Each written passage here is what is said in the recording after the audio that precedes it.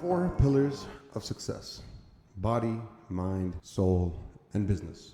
Now, business can be in the form of having a job or whatever, regardless. Today, I used AI and I prompted it to create some questions to keep this YouTube video structured for you, but also to keep it kind of authentic, organic, genuine, and not reading off of a script the entire time. So what I did do is I have it give me questions as if I'm being interviewed, and then we'll go through them one by one. So here it says, Leo, people chase money, titles, and recognition, but you've said success is objective. What do you mean by that? Success is objective because as long as someone is able to pay their bills, right? We have success. For me, success is being able to spend as much time as I want with my daughter and my wife. That for me is ultimate success. However, life isn't just one simple perspective or one specific thing about your life. There are many facets that we have to look at, and there's a collective. I think we can all agree that, for example, health, without health, we don't really have much, and we're going to have a difficult life. I'm not saying it might be a bad life, but it will surely be difficult. So in that event, we gotta be holistic in the way we treat our life, how we build our life, how we take care of ourselves. So we have the body. You have to take care of your body. You have to make sure that you're physically capable of chasing after your toddler, after playing sports with friends, moving, hiking, getting into nature, which is amazing, swimming in the sea. If you can enjoy all of these things, that's one facet of your life that's doing pretty good. But then you have other factors like your mind. Now, when you're very self-aware, when you've addressed a large portion of your insecurities, when you face all of these things, you tend to be a lot more confident regardless of, whatever situation you might be in, or ready to have a fight. And as long as you have that internal confidence and you faced your insecurities and so on and so forth, and you work on developing yourself to overcome those insecurities. It's not just acknowledgement of insecurities, it's overcoming insecurities. So acknowledgement is step one, but there's many other steps that you got to go through. And your mind can be relieved when you chase after those steps and be very brutally honest with yourself. I know that, for example, many people go and see psychologists. One common problem that you see is that on a subconscious level, we all want to be agreed with. So if someone's seeing a psychologist, they might phrase things about what they're dealing with in a way that I am in the right. And you know what? A therapist will not know for a fact if you're lying to them or not. So unless you're very transparent and very honest with yourself, like maybe I was in the wrong, consider that you were in the wrong. Don't phrase things, don't use words that reinforce your perspective. No, you need to pursue other perspectives. Let's jump to soul. You need to do things that really help you express your emotions. Get them out, especially if they're negative emotions. Playing music is a great one. Hiking, being around people. At the end of the day, humans are social creatures, and we are designed to be in society, okay? We are designed to be with other people. And if you do not give that is needed, to be surrounded by other people, to be involved with other people, to be building a community with other people, then you're going to begin to go into a darker place in your life. Whether you're successful, you're physical, you're everything, you need to be around other people. And it's crucial to remember that you don't have to be around everyone. You can be selective of who you are around. But when you are selective of who you are around, be mindful of something in psychology that they call groupthink. Groupthink is when you are around a lot of people, the same people, almost every day, day in, day out, and you begin to think the same way. You begin to form the same opinions. You begin to not think independently or critically for yourself. And that's when you begin to face very limited growth. And you don't want to do that. So make sure that you surround yourself with people who challenge each other in a healthy way, in a non-offensive way, in a non-aggressive way, but also to help each other grow. So by questioning each other, you help each other grow. And that's a critical factor in terms of long-term success. In terms of business, whether you're an employee, whether you're launching your own company, whether you're a freelancer, whether you're doing freelancing on the side and you have a full-time job, it doesn't matter. We need income. Unfortunately, we live in a capitalistic society where, just playing music all day doesn't pay the bills. Very rarely does that actually work out. So chase your passions, but make sure that you have enough cash flow to feel financially secure and safe. Having that lack of security can actually limit the growth on all the other factors that we've talked about. So yes, business is an important pillar because we live in a capitalistic society globally, and that is what it is at the end of the day. Is there another guiding principle that we can all agree on, no matter what success means to us?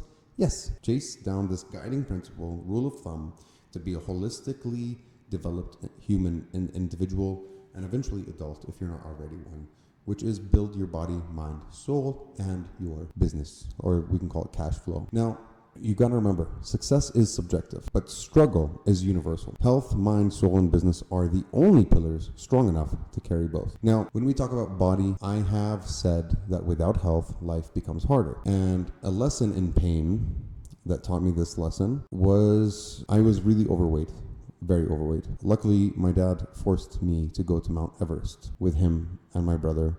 And of course, there was a whole group, that were going to. So we landed in Kathmandu. We stayed at a hotel there for a night. And then we got onto these box planes. And remember, I was overweight and I was a smoker at the time. So we got, this is after months of training, to keep in mind. Altitude training and also like physical hiking and training. But I was still overweight. Regardless, these box planes with actual propellers, like the fan blades that spin around. That's how the plane will actually take off and fly. Old school. And we landed in a airstrip called Lukla Airport, which is on the edge of the mountain of Mount Everest. And it's very terrifying because you land onto the airstrip and your plane has to stop before it hits the wall of the mountain. And it's an incline as well. So it was one of the most scary experiences in terms of landing and turbulence and whatever you want to label flight fear under. But even more so, was scarier was when we left, because you're going downhill on Lukla Airstrip and towards the cliff. So very Indiana Jones moment, and you gotta take off before you hit the end of the airstrip. Otherwise, God knows what happens there. And one of the things that I struggled with was I kept debating, should I smoke a cigarette? Because I know if I smoke a cigarette, my endurance is going to drop significantly and I won't be able to continue following the rest of the team. I'll fall back significantly. I might get lost on this mountain.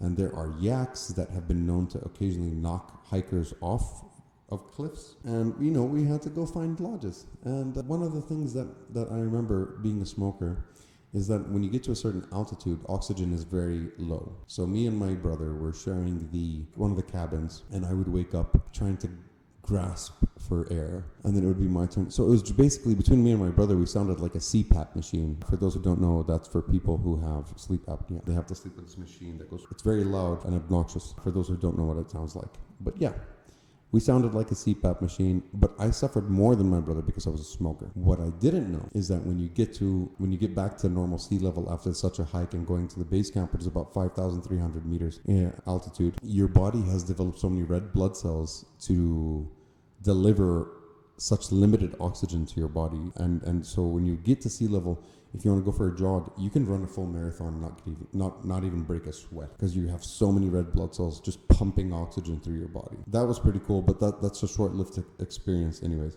So now when I say I quit smoking, I didn't quit after that. I quit maybe for a month after Everest, but I really quit last November in 2024. And what did quitting smoking after 20 years reveal about my willpower and identity? One, when I quit smoking, it wasn't because I was smart. It wasn't because I had an epiphany moment or out of the blue. It was because I was having heart palpitations. I didn't mention anything to anyone. The second week, I was actually getting quite scared, and so I mentioned it to my wife. But I didn't want to go see a doctor because going to a doctor would mean I'd have to face a truth, and whether that truth is I might have some actual serious medical condition, such as cancer, God forbid, then I don't want to know about it. And denial is a big thing. So I had to step out of the comfort zone, admit it to my wife, and she dragged me to the doctor. In the waiting room, I had a real panic attack. And I thought I had panic attacks before, but this was a real panic attack. I've said this before in another video. But the concept here is that being able to quit smoking, which is both an addictive aspect, the chemical aspect of addiction, and the habitual aspect of addiction. So you got to quit both. And surprisingly, it's not the chemical addiction that's hard to quit. It's the habitual. It's the movement. It's the fixation, the oral fixation of having something in your mouth. So like I remember when I was through the quitting process, I probably ate 3 pins and I chewed a lot of things. I ruined some of my t-shirts just kind of biting that. And you just have to keep reminding yourself that this is temporary. These habits will reform. And for anyone who has any sort of familiarity with cognitive conditioning, is that through repetition, you eventually begin to rewire the synapses in your brain, and you can develop bad behavior patterns that are actually harmful to you, or you can develop healthy behavior patterns. And that's all based on how you reinforce the actions that you take on a regular basis throughout your day. And that's why they say practice 1,000 hours to become a great musician, or so on and so forth. It takes repetition, it takes time, it takes patience. So every time I wanted to have a cigarette, I would smoke a 0 nicotine vape. If I still wanted a cigarette, I wouldn't say no to myself. I would smoke one, but I never wanted one. And I was able to quit over time. Now, when we talk about the struggles that I have had in terms of body and ambition and God knows what, Everest Base Camp, weightlifting, the struggles that taught me the connection between my body and my ambition. So I wanted to get to the top. And I remember that the day of base camp Everest, which was 5,300 meters altitude, I had hypoglycemia, my sugar was low, I was overweight, and my brother was in front of me, low oxygen, and he almost fell off of a cliff, but he did break a nail right off of his thumb, and there was blood dripping. But I watched him, and because of the lack of oxygen and the hypoglycemia, or lack of sugar, for those who don't know, I just stared at him, and my brain couldn't process that he's falling and needs help. So I'm glad that he was able to catch himself, because my body and my brain were not connecting at that moment. But he was able to pull himself back up, and I'm glad he was. In general, though, you need health. The amount of energy you need, even if you're not just talking about business, sales calls. You want to launch a business, you're going to be the first person doing sales calls. If you don't have the energy to do those sales calls and deal with the stress of getting rejected 99 times and then only getting one new customer after 99 calls of rejections, then your body needs to be able to be equipped for that level of anxiety and stress. Because after a certain number of rejections on those cold calls, some people either begin to get hard skin, and some people begin to start to get severe anxiety. So your body needs to be equipped to handle that. And to do that, you need to do cardio, you need to do resistance training, you need to take care of your body, you need to eat properly, you need to sleep properly, you need to not drink alcohol excessively, you need to not abuse the beauty of what your body is capable of, and actually challenge it to see how far it'll go in a healthy way, in a careful way, so you don't break any joints, bones, or ligaments. Discipline isn't built in the gym. It's built the day you show up, when your body begs you not to. Now, when we talk about mind, I think anxiety and panic attacks are just a normal part of the day. It's just every day. And I've mentioned that I've had ADHD in the past, and that it's a curse. So ADHD, they call it a disorder, but it's not a disorder. It was an evolutionary trait back in the day, before we had technology and unrealistic, unnatural comforts in this world, where we had to survive and fight saber-toothed tigers. Okay, so people with ADHD are designed for survival. We're not designed for comfort. And this entire world that we've built, which is way too comfortable, and unfortunately that leaves people with ADHD without a significant purpose, unless you work as a firefighter, a police officer, maybe a recruiter. Recruiters are pretty that's stressful on its own if you've ever worked in recruitment. Sales maybe, but everything else is kind of just a mundane, routine, and repetitive. That's not where an ADHD person will be shining. You need to be putting them in unpredictable, high stress situations for them to be at comfort and actually shine and do really well. I believe that building the mind is just as important as building a business, because a scattered mind builds scattered empires.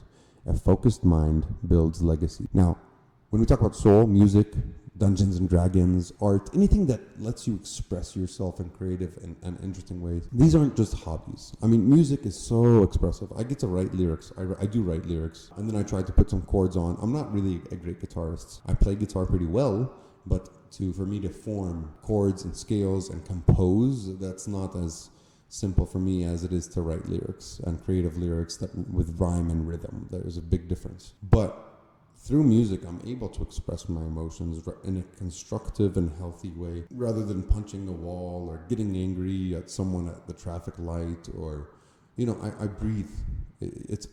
Music, singing is literally breathing with the diaphragm, and it's a very healthy way to let out your frustrations. Art, same thing. I mean, if you can paint and you can express yourself that way, and you can feel satisfied with whatever you're trying to express, once it's out on ink or paint, and you feel good with yourself, that's phenomenal. The roles, so what role does creativity play in keeping leaders deal with a lot of crap?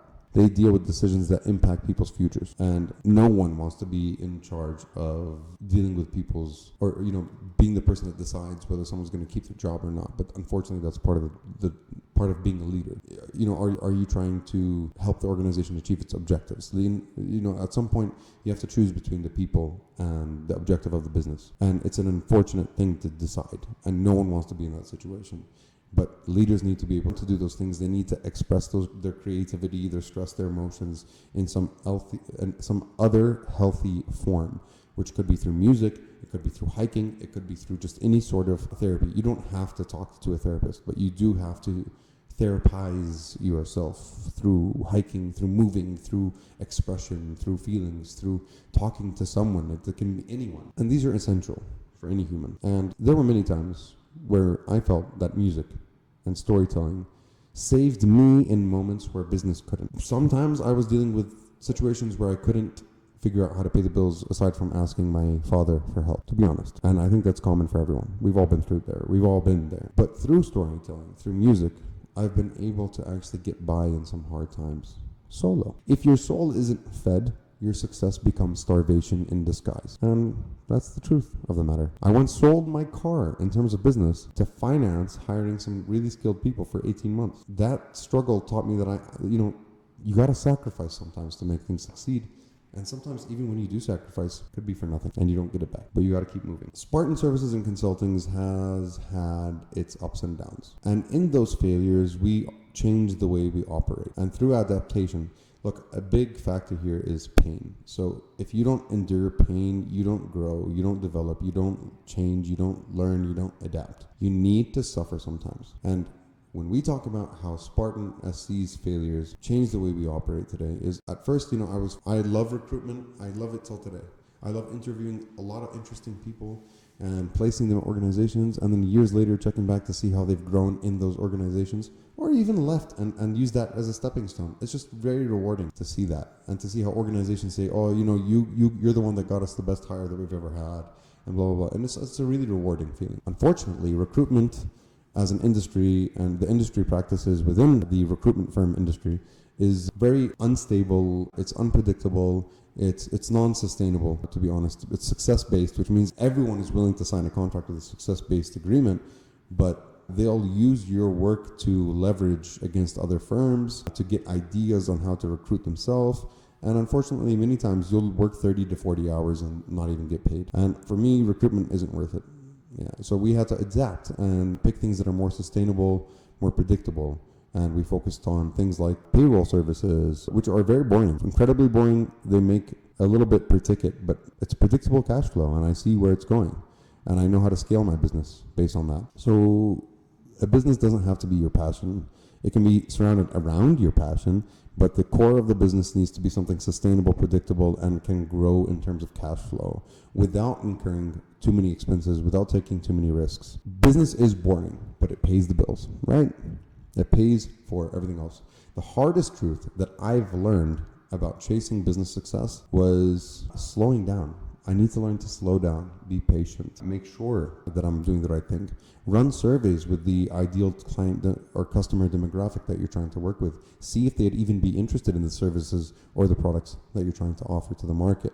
Because if you're not getting enough actual feedback and then you make that giant investment, you're going to end up actually probably putting your house on mortgage or losing your house. So be cautious of the way you approach business, because while it can be very rewarding and lucrative to launch a business, it can also destroy your entire life. So make sure you know what you're doing. And no, entrepreneurship is not for everyone, not by any means. Sometimes people go into entrepreneurship simply because they have to, because not a lot of companies are giving them the opportunities to get the good jobs that they want, even if they are qualified for them for some reason.